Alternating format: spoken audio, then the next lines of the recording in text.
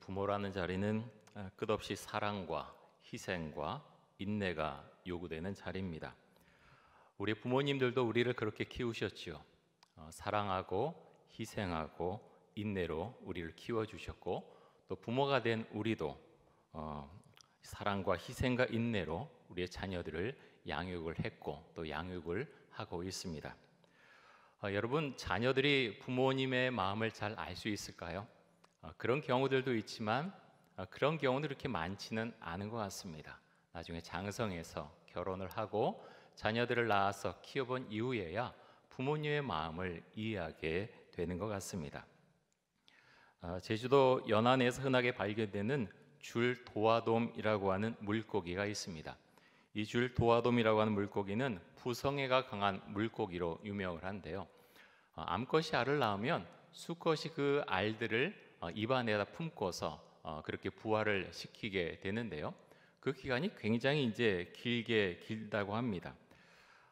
그 알들이 부화를 해서 어린 새끼들이 되지요. 치어들이 그냥 그렇게 치어가 되면 떠나는 것이 아니라 계속해서 입안에 품고서 그 치어들을 계속 보호하고 또 계속 키우게 되는데요. 가끔 그 치어들을 위해서 신선한 물과 산소를 공급하기 위해서 입을 좀 뻐끔거리긴 하지만 그렇게 키우는 동안에는 먹이를 전혀 먹지 않는다고 합니다.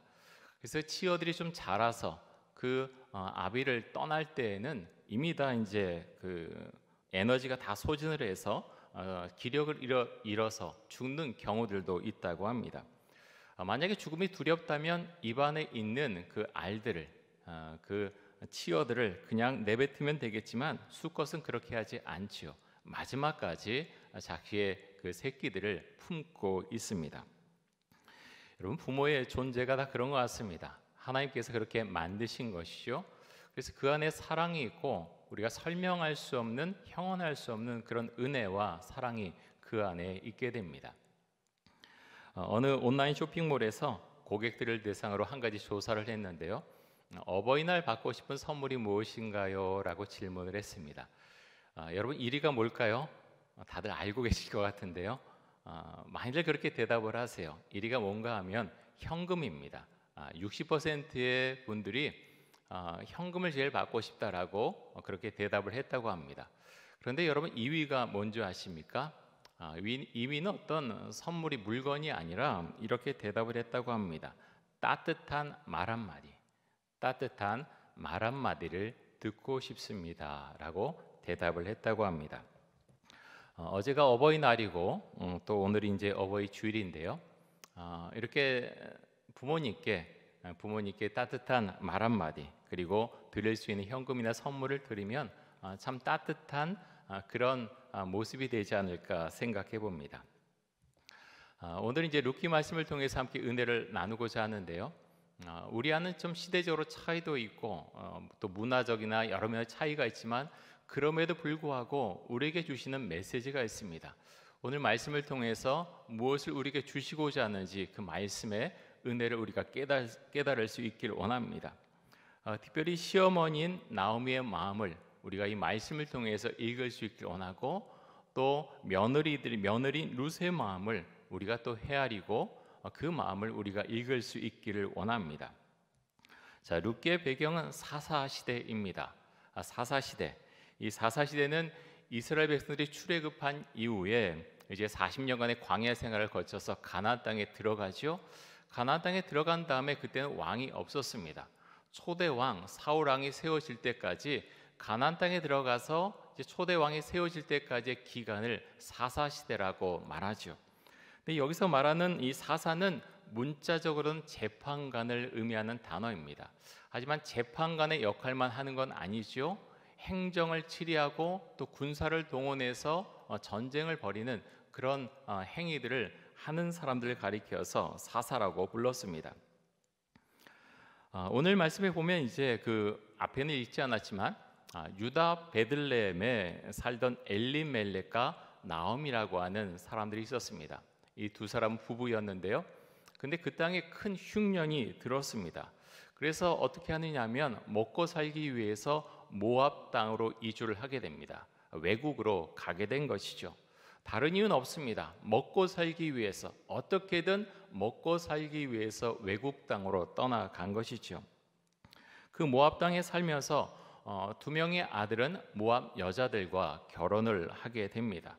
그런데 안타깝게도 나오미의 남편인 엘리멜렉과 또 결혼을 한 그 두 아들은 일찍 죽게 됩니다.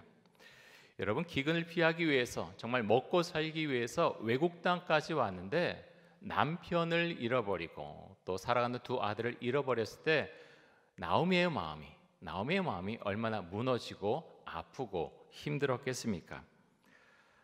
이렇게 큰 슬픔에 나오미가 빠져 있었는데 그에게 한 가지 소식이 들려오지요. 베들레헴이 이제는 기근에서 벗어났다고 하는 소식이었습니다. 그래서 나오미는 두 며느리와 함께 베들레헴으로 돌아가려고 합니다.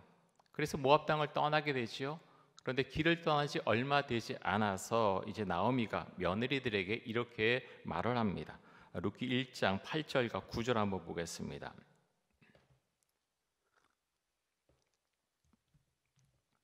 나오미가 두 며느리에게 이르되 너희는 각기 너희 어머니의 집으로 돌아가라. 너희가 죽은 자들과 나를 선대한 것 같이 여호와께서 너희를 선대하시기를 원하며 여호와께서 너희에게 허락하사 각기 남편의 집에서 위로를 받게 하시기를 원하노라 하고 그들에게 입맞추며 그들이 소리를 높여 울며. 자, 시어머니 나오미는 젊은 나이에 혼자가 된 며느리들을 생각을 했습니다. 자신도 지금 너무나 비참한 상황 가운데 있지요. 마음이 무너지고 뭔가 의지할 사람들이 필요했습니다. 하지만 그는 생각했습니다. 내가 며느리를 데리고 고국으로 베들레헴으로 돌아가야 될 것인가? 아니라고 생각을 한 것이죠. 그래서 며느리들에게 말하기를 너희 어머니의 집으로 부모의 집으로 돌아가라라고 말합니다. 그리고 그곳에서 새로운 남편을 만나서 새로운 삶을 살라고 말하지요.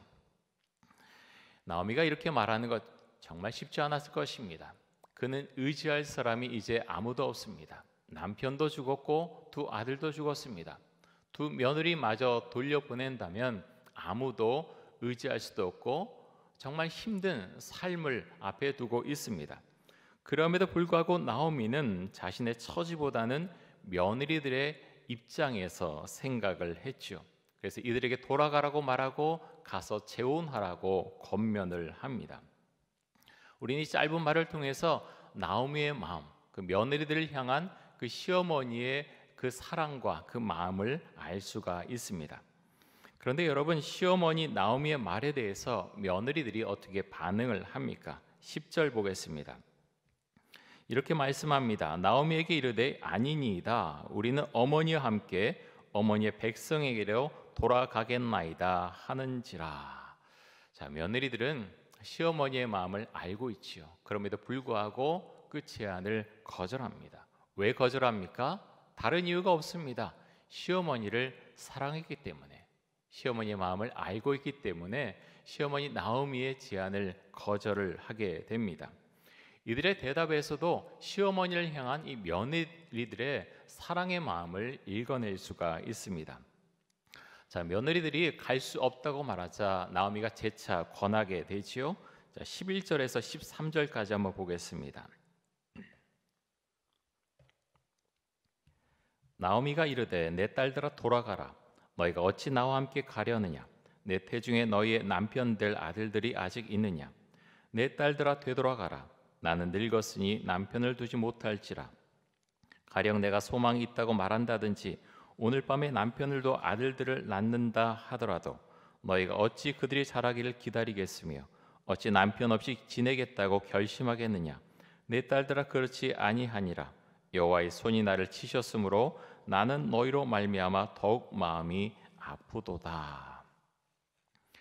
이 말씀을 좀 이해를 하기 위해서는 고대 이스라엘에 있었던 계대 결혼 제도라고 하는 이 법을 좀 알아야 됩니다. 이해를 해야 되겠지요. 또는 수혼법이라고도 하는데요.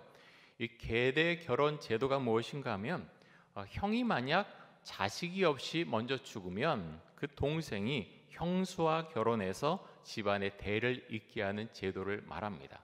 고대 이스라엘에는 이런 제도가 있었다는 거죠.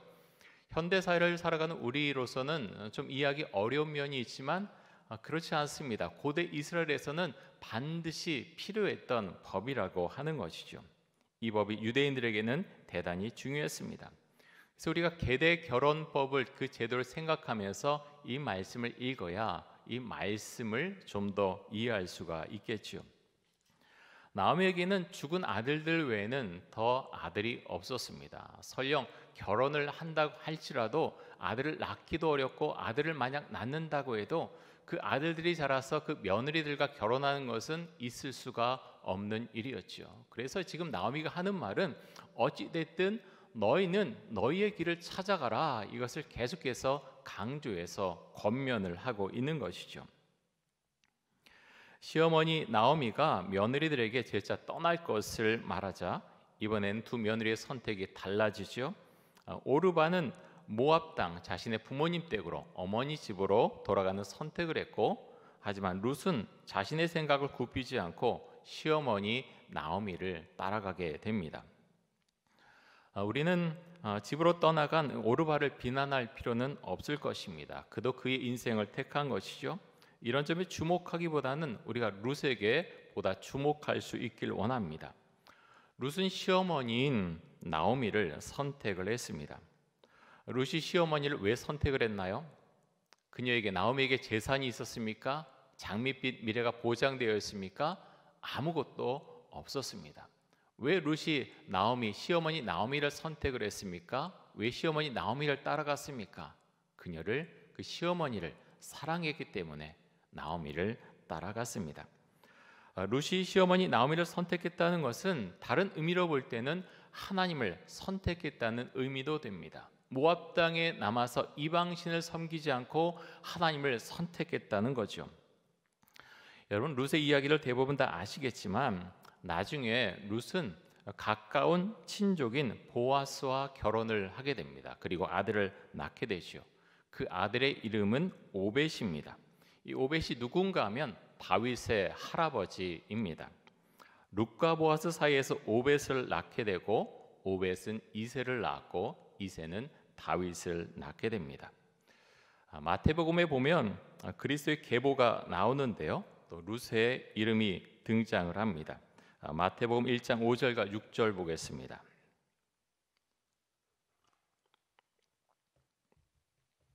살몬은 라합에게서 보아스를 낳고, 보아스는 룻에게서 오벳을 낳고, 오벳은 이새를 낳고, 이새는 다윗 왕을 낳으니라.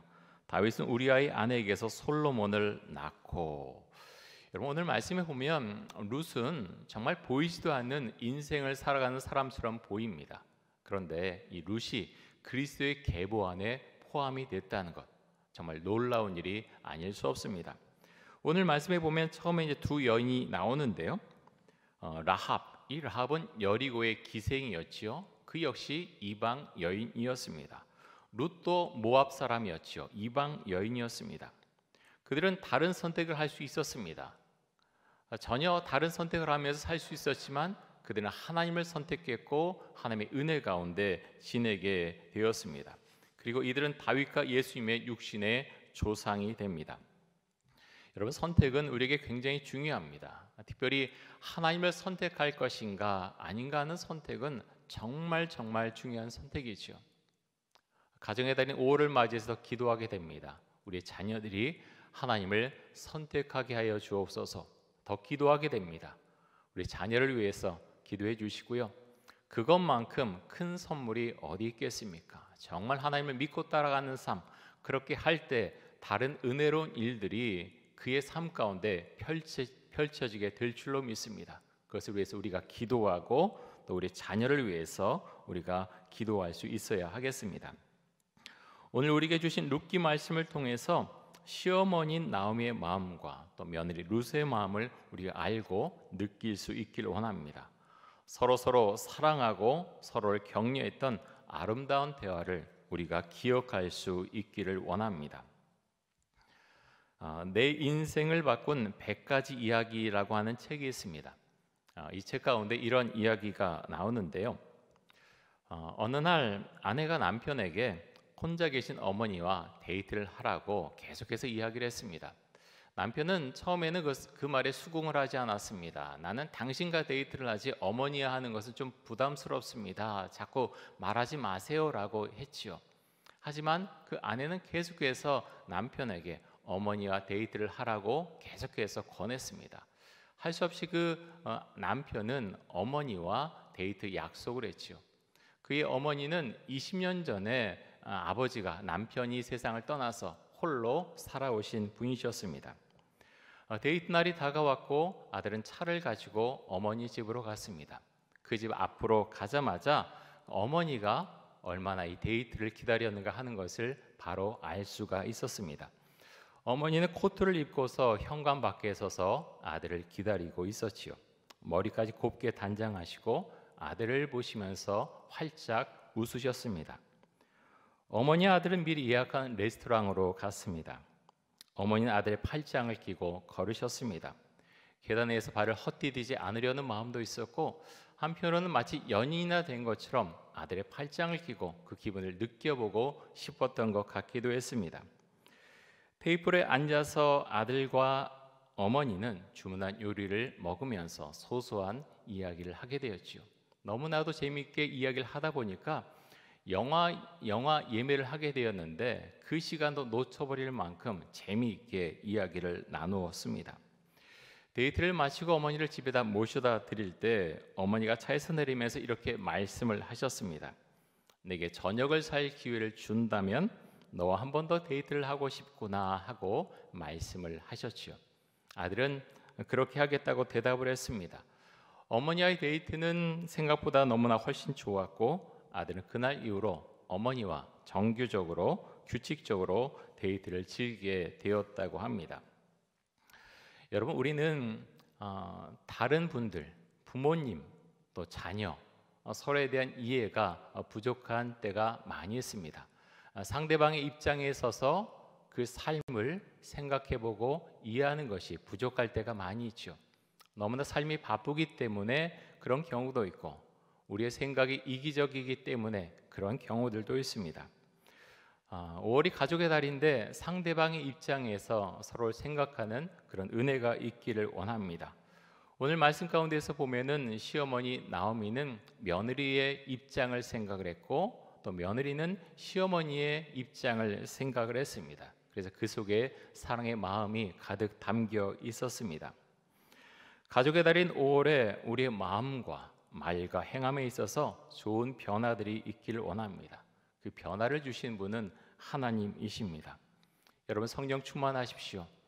우리의 삶은 결코 그렇게 다 좋은 때만 있는 것은 아니죠. 눈물도 있고 희생도 있고 또 여러 가지 예기치 않았던 일들이 많이 있습니다. 하나님께서 우리 주님께서 우리 가정의 인도자 되심을 우리가 늘 기억하고 기도할 수 있길 원합니다.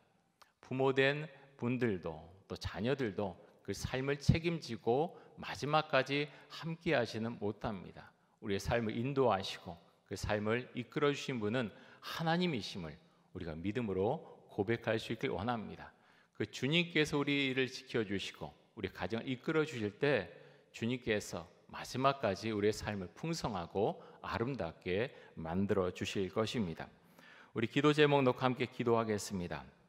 이 시간 기도할 때 부모님의 마음을 헤아리고 부모님께 효도하게 하여 주옵소서.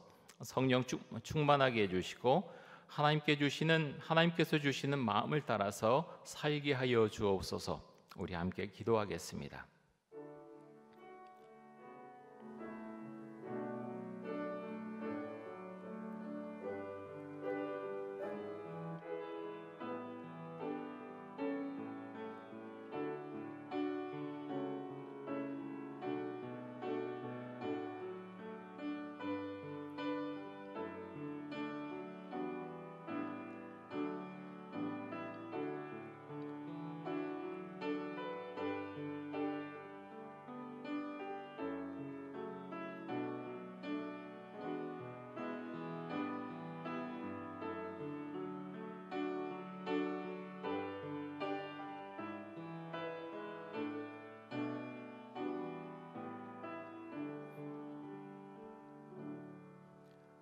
사랑의 주님, 오늘은 어버이 주일입니다. 부모로서 정말 사랑과 희생과 헌신의 삶을 살아온 우리 부모님들에게 하나님께 크신 은혜와 또 사랑을 베풀어 주시길 간절히 원합니다. 5월은 가정의 달입니다. 특별히 우리의 가족들을 생각하면서 내가 그들에게 줄 수 있는 것을 생각하고 조그만 것을 먼저 그들에게 주고 오늘 우리가 말씀 가운데 같이 나눈 것처럼 그 사랑의 마음을 함께 나누는 은혜가 있게 하여 주옵소서. 예수 그리스도의 이름으로 기도드립니다. 아멘.